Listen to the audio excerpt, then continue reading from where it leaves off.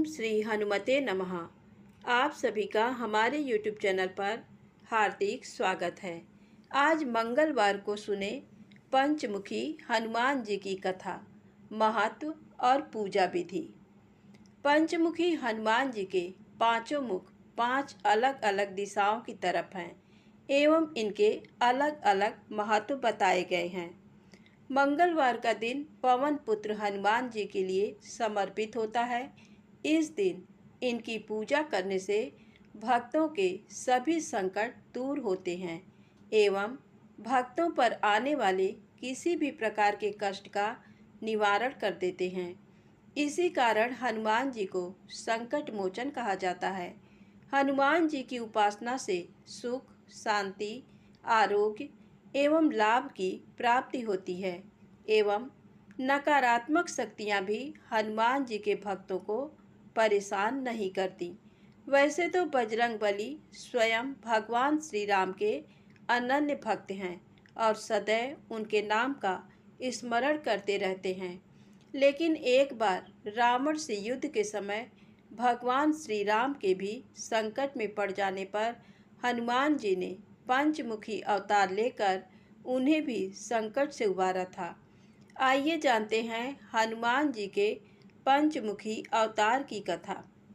रामायण के प्रसंग के अनुसार लंका युद्ध के समय जब रावण के भाई अहिरावण ने अपनी मायावी शक्ति से स्वयं भगवान श्री राम और लक्ष्मण को मूर्छित कर पाताल लोक लेकर चला गया था, जहां अहिरावण ने 5 दिशाओं में 5 दिए जला रखे थे।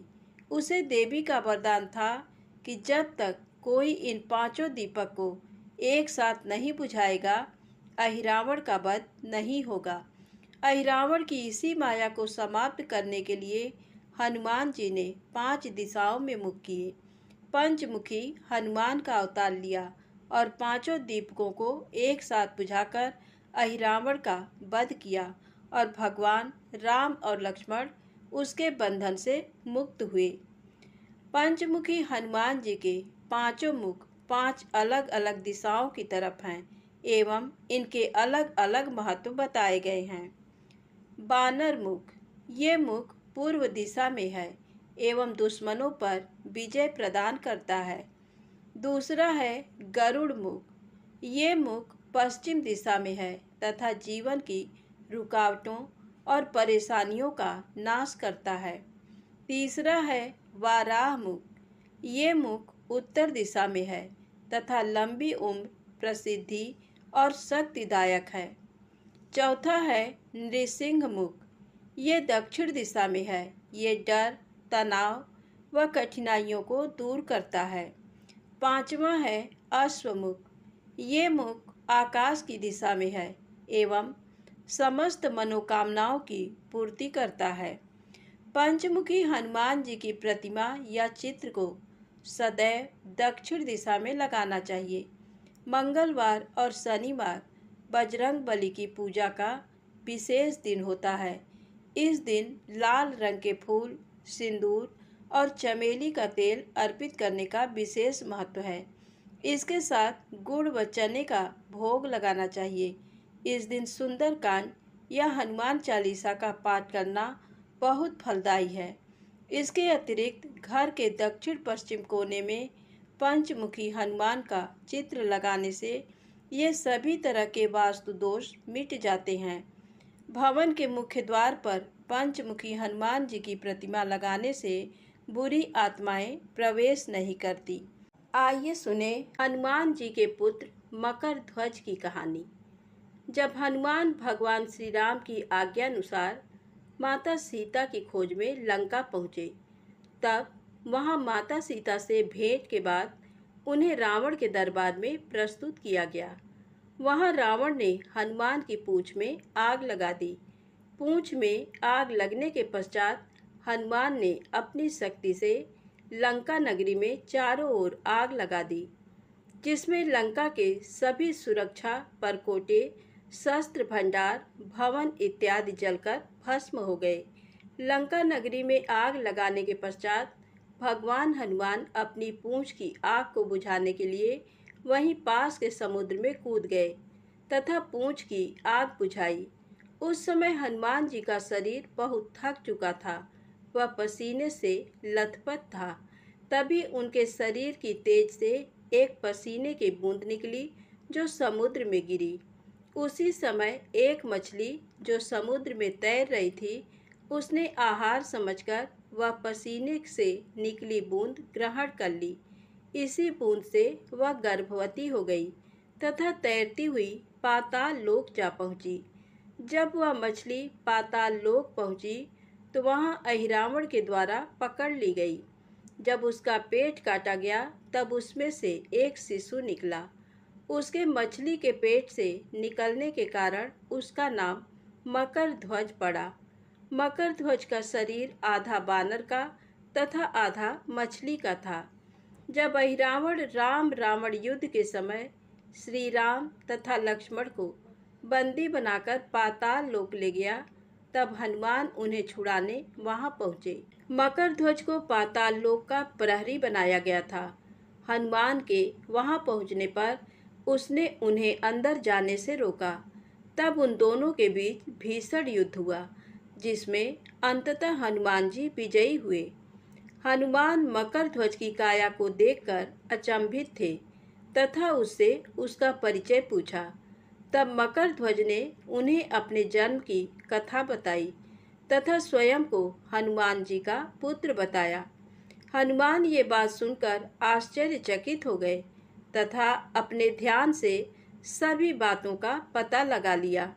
उसके बाद उन्होंने मकर ध्वज को बताया कि वे ही हनुमान हैं तथा वह उनका पुत्र है। इसके पश्चात हनुमान ने अपने पुत्र को आशीर्वाद दिया तथा पाताल लोक के अंदर जाकर अहिरावण का वध करके प्रभु श्री राम व लक्ष्मण को उसके चंगुल से मुक्त करवाया। जब प्रभु श्री राम हनुमान के साथ पुनः पृथ्वी लोक पर जाने लगे, तब द्वार पर बंधे मकर ध्वज को देखकर हनुमान से उसका परिचय पूछा। हनुमान ने मकर ध्वज का परिचय तथा अपने साथ हुए युद्ध का वर्णन श्री राम को किया। मकर ध्वज की कथा सुनकर श्री राम अत्यधिक प्रभावित हुए तथा उसे पाताल लोक का राजा घोषित करके वहां से चले गए। प्रेम से बोले हनुमान जी की जय हो। आइए अब सुनते हैं राम से बड़ा राम का नाम। राम नाम की महिमा अपरंपार है। राम नाम के जाप से पत्थर भी तर जाते हैं। राम नाम ऐसा महामंत्र है जिसे जपने के लिए किसी नियम या विधान की आवश्यकता नहीं है। राम का नाम हम सुख में, दुख में, किसी के जन्म पर, मरण पर कहीं भी ले सकते हैं। लंका युद्ध से पहले जब हनुमान जी सीता माता का पता लगा कर आ गए और समुद्र देव ने श्री राम को समुद्र पर सेतु बनाने का सुझाव दिया। समुद्र पर सेतु निर्माण के लिए सारी वानर सेना कार्य कर रही थी। श्री राम देख रहे थे। उनका नाम लिखकर पत्थर पानी में डालते हैं तो वह तर जाते हैं। श्री राम मन में विचार करने लगे कि मेरे नाम से पत्थर तर जाते हैं तो समुद्र में मेरे द्वारा डाला गया पत्थर भी तर जाएगा। लेकिन जैसे ही श्री राम ने पत्थर पानी में डाला तो वह डूब गया। श्री राम विस्मित हुए कि ऐसा क्यों हुआ। हनुमान जी ये सारा प्रसंग देख रहे थे। हनुमान जी पूछने लगे कि प्रभु क्या सोच रहे हैं। श्री राम कहने लगे कि हनुमान, जिस पत्थर पर मेरा नाम लिखा है वह पत्थर तर रहे हैं, लेकिन पानी में मेरे द्वारा डाला गया पत्थर क्यों डूब गया। हनुमान जी कहने लगे कि प्रभु, आपके नाम को धारण करने के कारण पत्थर पानी में तैर रहे हैं, लेकिन जिन पत्थरों को आप स्वयं त्याग रहे हैं उनको डूबने से कौन बचा सकता है। अर्थात श्री राम का नाम भवसागर से तारने वाला है। हनुमान जी ने सिद्ध किया राम से बड़ा राम का नाम। कहा जाता है कि जब श्री राम अयोध्या के राजा बने तो उनकी सभा में बहस हुई कि राम बड़े या फिर राम का नाम बड़ा। नारद जी कहते थे कि राम का नाम बड़ा और बाकी सभी सभाजन कहते थे कि राम बड़े। अपने वचन को सिद्ध करने के लिए नारद जी ने एक युक्ति लगाई। जब हनुमान जी सभा में आए, उन्होंने हनुमान जी को सभी ऋषि मुनियों को प्रणाम करने के लिए कहा, लेकिन महाराज श्री विश्वामित्र के बारे में उन्हें कुछ नहीं बताया, इसलिए उन्होंने प्रणाम नहीं किया। उधर विश्वामित्र जी को जाकर बोल दिया, हनुमान ने आपको प्रणाम नहीं किया, उन्होंने आपका अपमान किया है। विश्वामित्र जी ने श्री राम से कहा कि हनुमान ने मेरा अपमान किया है, इसे मृत्यु दंड दे दो। जब हनुमान जी को पता लगा कि श्री राम जी उन्हें मृत्यु दंड देने वाले हैं, तो वह एक पेड़ के नीचे जाकर बैठ गए और राम राम की धुन जपने लगे। राम नाम रटते रटते उनका ध्यान लग गया। जब श्री राम जी वहां पहुंचे तो उन्होंने हनुमान जी पर बहुत से तीर चलाए, पर हनुमान जी का एक बाल भी बांका नहीं हुआ। लेकिन अपने गुरु की आज्ञा को पूरा करने के लिए राम जी ने उस पर ब्रह्मास्त्र भी चलाया, लेकिन वह भी विफल हो गया। ऐसा इसलिए हुआ क्योंकि हनुमान जी लगातार राम राम जप रहे थे। ऋषि वशिष्ठ ने फिर ऋषि विश्वामित्र से कहा कि आप राम को इस धर्म संकट से निकाल दो। हनुमान राम राम रट रहे हैं, इसलिए हनुमान का एक बाल भी बांका नहीं हो रहा। उधर श्री राम अपने गुरु की आज्ञा पूरी ना कर पाने के कारण परेशान थे। फिर विश्वामित्र ने श्री राम को अपने वचन से मुक्त कर दिया। फिर नारद जी ने बताया कि हनुमान ने ऋषि विश्वामित्र का अपमान नहीं किया।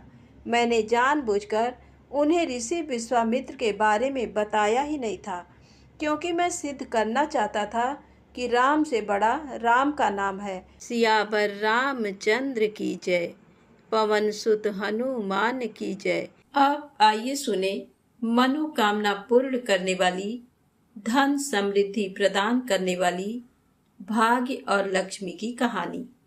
इस कहानी को प्रसन्न चित्त मन से पूरा अवश्य सुनिएगा।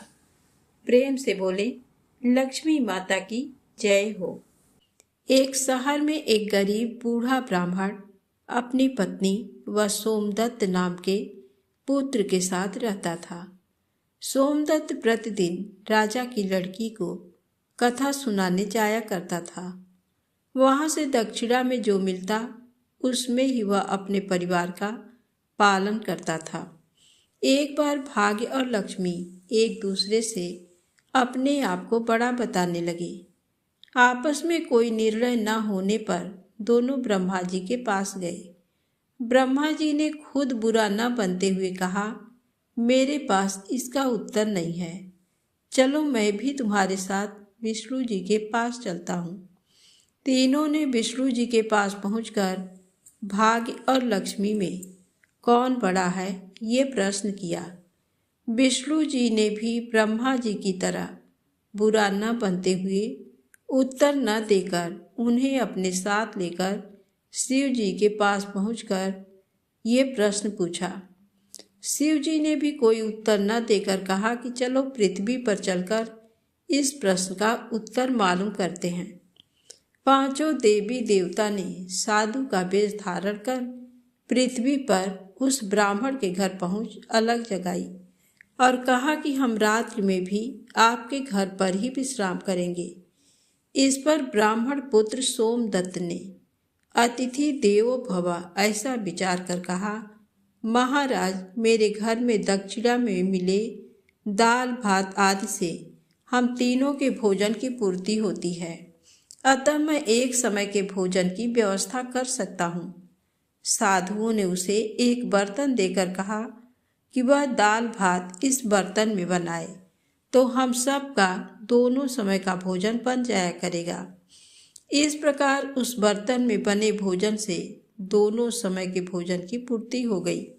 अगले दिन प्रातः में सोमदत्त जाने लगा तो एक साधु ने पूछा, तुम कहाँ जा रहे हो? उसने कहा, मैं राजा की लड़की को कथा सुनाने जा रहा हूँ। साधु ने कहा, तुम कथा सुनने के बाद राजा की लड़की से पूछना कि तुम किस अभिलाषा की पूर्ति हेतु कथा सुनती हो। सोमदत्त ने कथा सुनाने के बाद ये प्रश्न पूछा। राजा की लड़की ने कहा, मैं इस अभिलाषा से कथा सुनती हूँ कि मुझे ऐसा वर मिले जिसकी चर्चा सभी की जबान पर हो।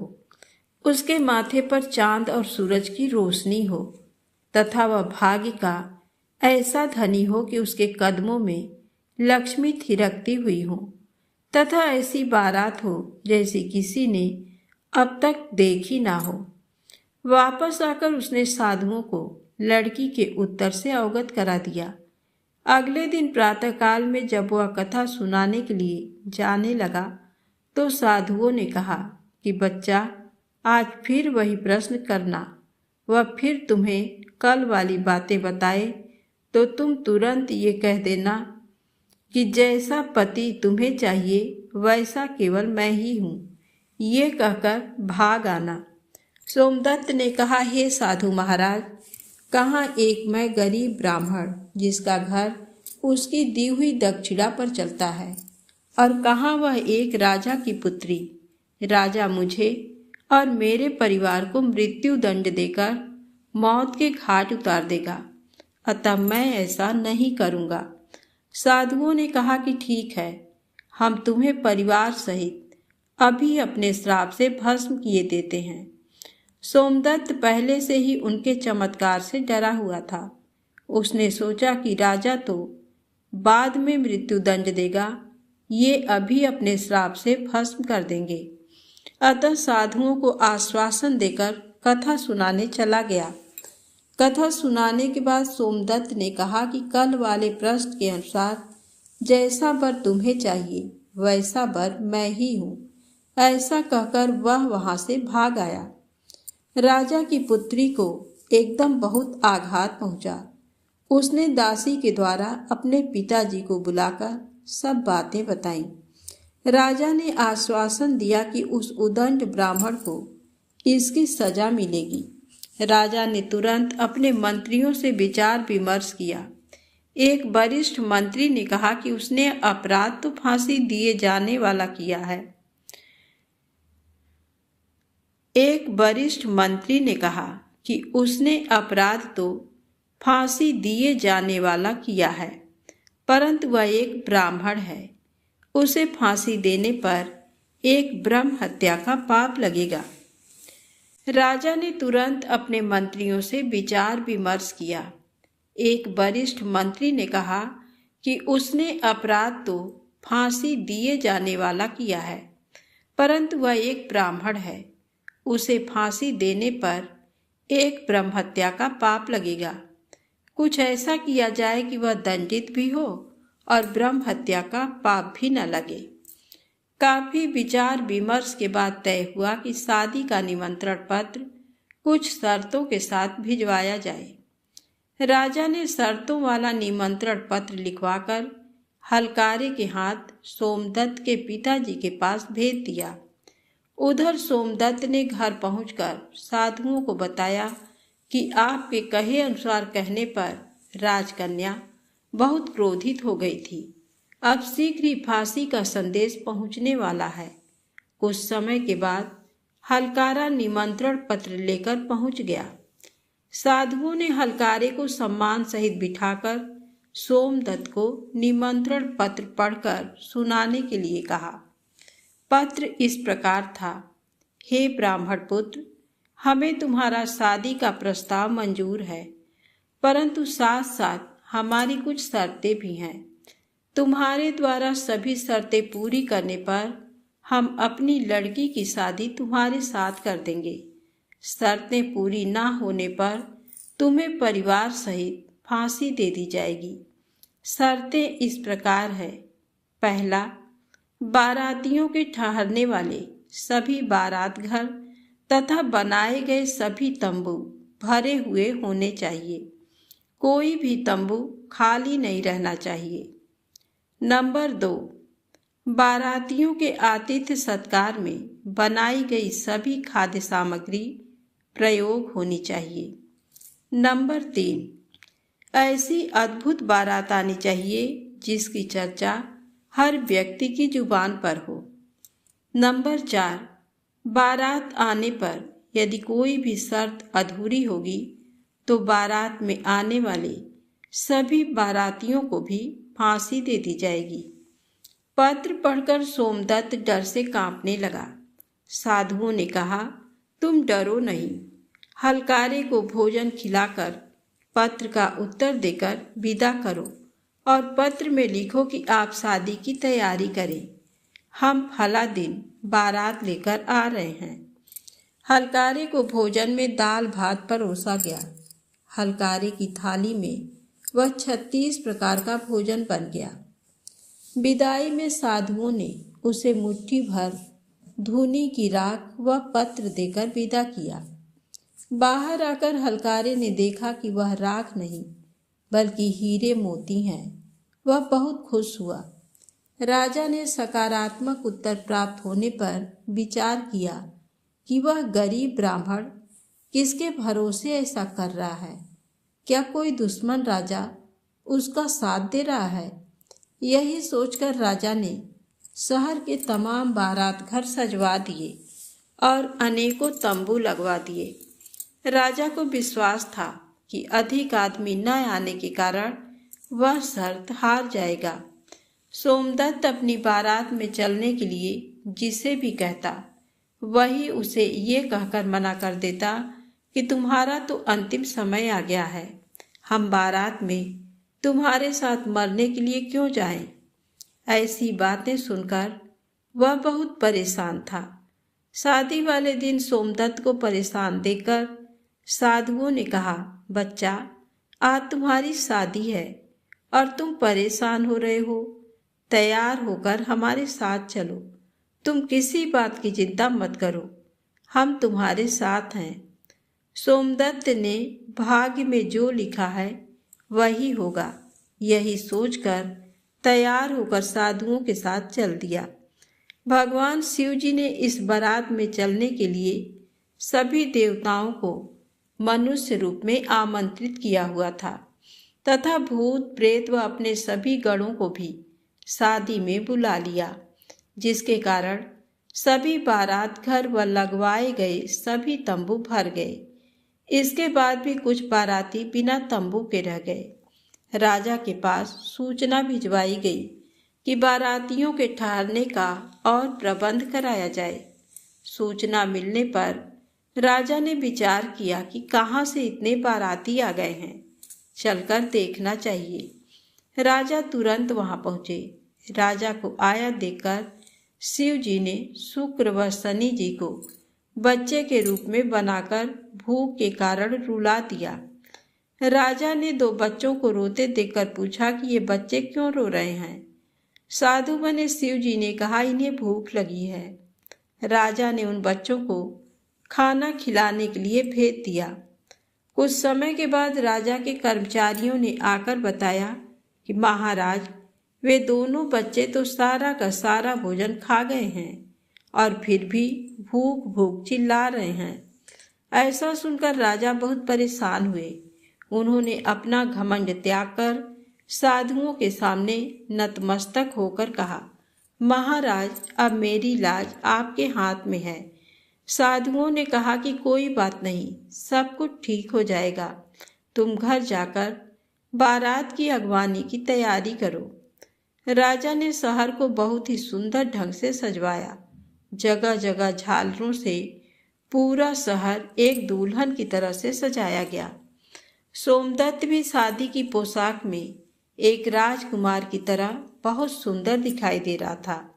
शाम के समय उसे एक सुंदर रथ में बिठाया गया। रथ के आगे अनेक प्रकार के बैंड बाजे, नफीरी वाले, ढोलक नगाड़े वाले मधुर तान में झूमते हुए चल रहे थे। दूल्हे के मस्तक पर सेहरे को चांद और सूरज से सजाया गया। बाराती हाथों में नोट यानी लक्ष्मी लेकर एक दूसरे पर न्यौछावर कर इधर उधर उड़ा रहे थे। बारात के इस विहंगम दृश्य को देखकर आपस में सभी कहने लगे कि इस गरीब ब्राह्मण के भाग्य को तो देखो, जिसके मस्तक के सेहरे में चांद, सूरज और चारों तरफ से इस प्रकार धन लक्ष्मी उड़ाई जा रही हैं, मानो किसी बहुत बड़े राजा की बारात निकल रही है। ऐसी बारात हमने अपने जीवन में कभी नहीं देखी और न आगे देखने की उम्मीद है। ये भाग्य का बहुत ही धनी है। पब्लिक की इस प्रकार की बातों को सुनकर ब्रह्मा जी, विष्णु जी तथा शिव जी ने भाग्य व लक्ष्मी जी से कहा कि देखो, तुम्हारे प्रश्न का उत्तर पब्लिक दे रही है, अतः मनुष्य को फल की इच्छा न करते हुए कर्म करते रहना चाहिए। मनुष्य को समय से पहले और भाग्य से अधिक कुछ नहीं मिलता। तो प्रेम से बोले राधे राधे, जय श्री कृष्णा।